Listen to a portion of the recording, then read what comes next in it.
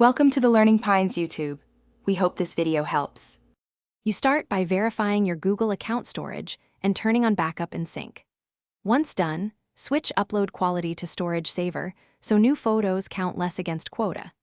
Make sure the phone is on Wi-Fi and charging for the first complete backup, and allow the Photos app to access full media permissions.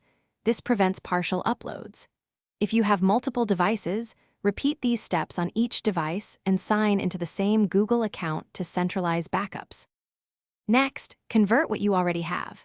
Use the Recover Storage option to compress originals into Storage Saver format so they use far less quota.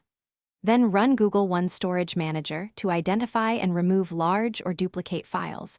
Delete unnecessary videos and screenshots before uploading compressed copies. If you keep RAW or master files, move them to an external disk or separate cloud, then upload compressed versions to Photos. This consolidation step dramatically reduces used space while keeping viewable photo quality. Finish by locking in a routine.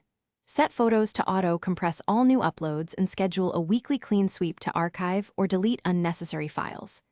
If you need more headroom, add a Google One plan or create a dedicated archival account and share libraries between accounts so active items remain accessible. If uploads stop or show errors, update the app, clear its cache, sign out and back in, and verify you haven't hit a per-account upload limit. These steps resolve most sync failures quickly. Thanks for watching. Consider subscribing if we helped you.